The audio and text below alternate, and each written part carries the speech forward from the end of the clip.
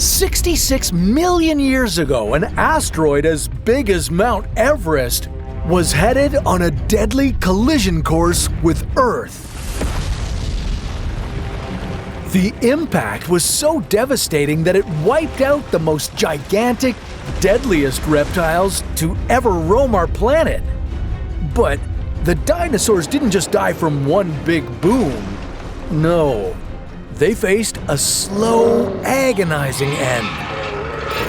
How did this extinction event cause the largest tsunami Earth has ever seen? And what exactly happened after the big reptiles were gone? Hold on tight, we're taking you on the most epic and deadly trip of your life. This dinosaur-ending asteroid is terrifying. Not only was it about 10 kilometers in diameter, but it also traveled incredibly fast, between 10 and 30 kilometers per second. At this point, it was a blazing fireball. As it hurtled down to Earth, the air in front of it was compressing and heating up to unimaginably hot temperatures. Just before the impact, the asteroid could have been as hot as the surface of the sun. Once it entered our atmosphere, it only took this massive space rock a few seconds to reach Earth's surface and alter the course of life forever. As the asteroid slammed into Earth off the coast of where Mexico is now, it sent huge amounts of debris up into the air. The shocking blast wave killed everything in its way, and from here, it was only getting worse. This powerful blast ejected bits of the Earth's surface into the atmosphere, and minutes later, scorching hot pieces of glass and rock rained back down. Some of the debris reacted with the atmosphere, causing acid rain that would last for years. The land was burning. The fires caused by this devastating impact spread across the continent like literal wildfire, killing more and more life along the way. And then, just when you thought the apocalyptic scenario couldn't get any more intense, well, it did. The impact of the asteroid hitting Earth was so powerful that it sent shockwaves through the planet. And all that energy had to go somewhere. Cue the mega tsunami. A wall of water over 10 meters high raced across the ocean. This wasn't your regular tsunami. It was a staggering 30,000 times more powerful than anything you see today. As this monstrous wave spread across the North Atlantic and South Pacific, coastlines didn't stand a chance.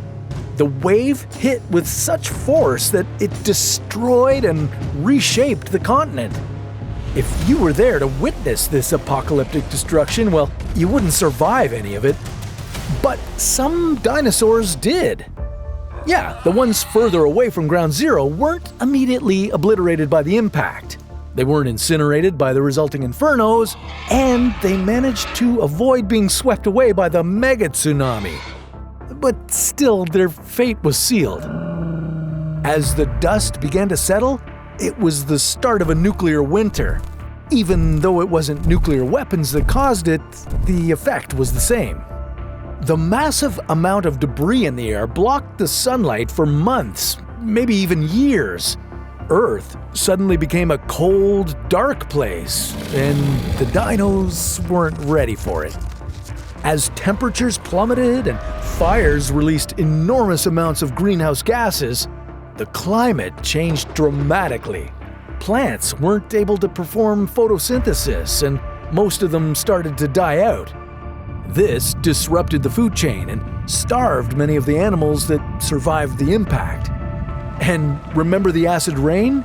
It lasted for several years, causing more devastation to the ecosystems. The oceans became too acidic for marine life. Most ocean species didn't have the time to adapt to such a drastic change.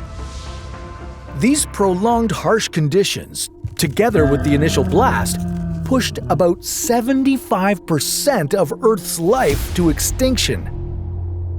The good news is that this included the horrifying T-Rex. Yeah, as much as I feel bad for this guy, I'm happy he's not running around today.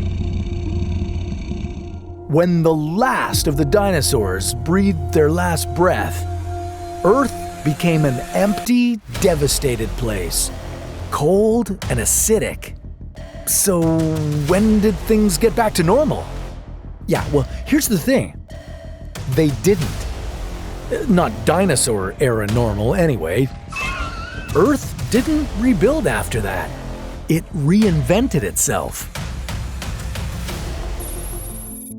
1,000 years later, the planet was recovering from the post-apocalyptic winter.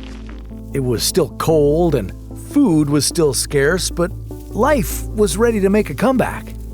In this new wild world, a few furry little critters were sprinting around. Among the first plants to reappear after the impact were ferns. They really hit it off well after the disaster. 100,000 years later, Earth began to get a little more lively. Creatures about the size of raccoons were repopulating the continents. And the oceans were once again teeming with life. Fast forward about 10 million years and Earth had finally restored its biodiversity. Only it wasn't the same Earth as it used to be. Now it was the age of mammals. Yeah, after the dinosaurs checked out, mammals were on fire. Yeah, not literally, of course. Mammals, together with birds and flowering plants, were rocking the planet. Yeah, Earth never got back to its old self. After the last dinosaur died, it took our planet millions of years to bounce back in a new way. But don't get me wrong, this world was still pretty terrifying. It had beasts like Paraceratherium roaming the land and megalodons raining terror in the oceans. Yeah, it's really for the best that most of these creatures aren't around these days. You wouldn't want to face a meg when you're out there swimming in the ocean. But that's a story for another What If.